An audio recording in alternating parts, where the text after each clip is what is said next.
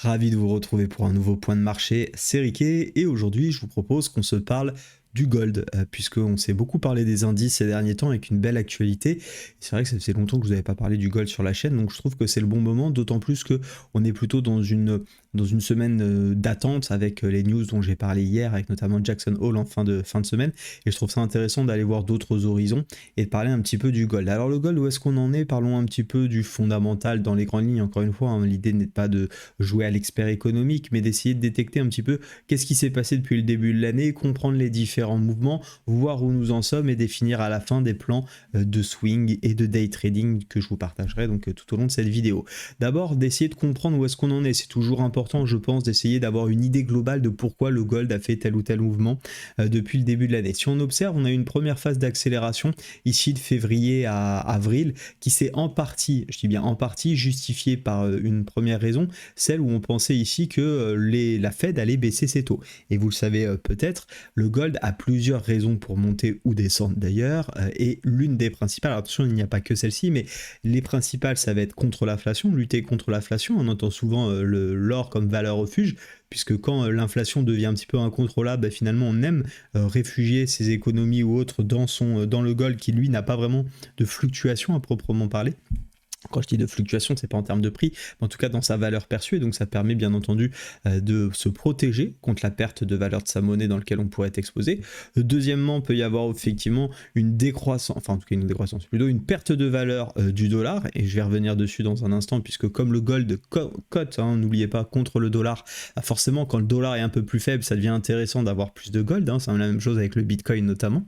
Et puis autre point important dans lequel on peut intégrer, bien évidemment il y a tout ce qui est au niveau de la production pure et dure de l'or, hein, au niveau des mines, mais le dernier point qui peut être très intéressant d'un point de vue plus économique, plus global, c'est bien évidemment concernant la croissance économique, parce que lorsqu'on a des risques de contraction, de potentielle récession, de baisse de la croissance économique, et bien l'or est souvent un actif qui est envisagé et privilégié par les investisseurs et les opérateurs sur les marchés financiers. Donc finalement quand on regarde bien ce que nous a fait le gold, on voit bien ici que ça correspond plutôt pas mal, dans le sens où on avait une première accélération, comme je vous disais, sur février à avril, avec ces perspectives de baisse des taux, puis finalement on n'a pas eu cette baisse des taux, voire même la Fed a un petit peu mis le frein à main concernant la baisse des taux, et on voit du coup une hésitation assez franche, assez nette, un range qui s'est mis en place jusqu'à début août, et début août, rappelez-vous, c'était quoi? Eh bien c'était ces risques potentiels, hein, même d'ailleurs un petit peu amorcés avant, autour du 25 juillet, risques potentiels de contraction de l'économie mondiale, où on nous a beaucoup parlé de la Chine, qui est d'ailleurs toujours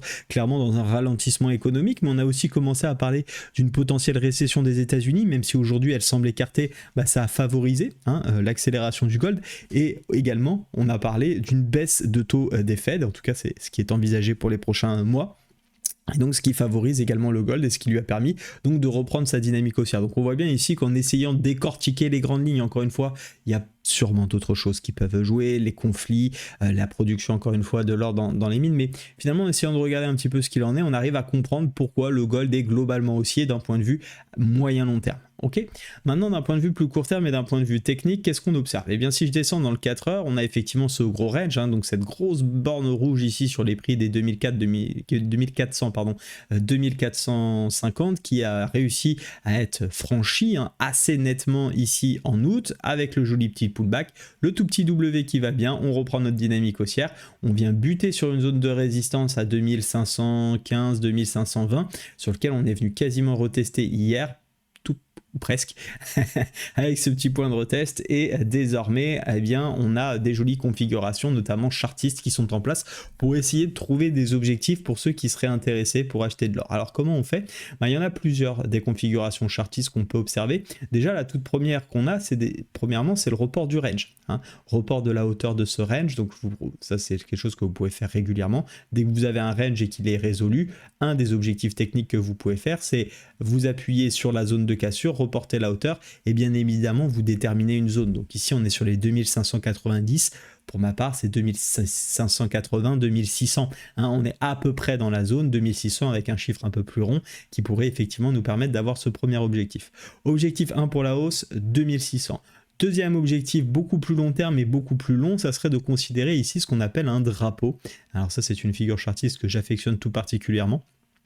où on a une impulsion, une zone de contraction, hein, plutôt de pause dans la tendance, et souvent, je dis bien souvent, statistiquement en tout cas, on peut voir au minimum la première impulsion reportée sur la deuxième, c'est-à-dire qu'on va tout simplement se mettre sur les points bas, ici, et on va reporter la hauteur, et vous voyez c'est le niveau que j'avais déjà tracé puisque c'est celui dont on parle depuis déjà le mois de juin avec les membres que j'accompagne dans Capital 100K, et ça prend effectivement plutôt une bonne direction pour le moment en tout cas, 2735 donc avec cet objectif de report drapeau.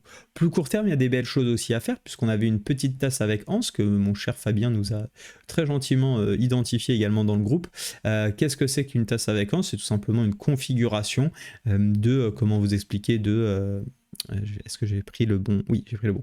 De continuation, et en fait, on a ici, hein, alors faut être un petit peu imaginatif, hein, vous savez, dans le chartisme, on aime l'art, et donc on est sur des représentations graphiques globales, et on a une tasse ici, comme vous pouvez le voir, et puis ici, une petite anse, hein, alors, excusez-moi, j'ai pas pris la bonne, hop là, elle est où?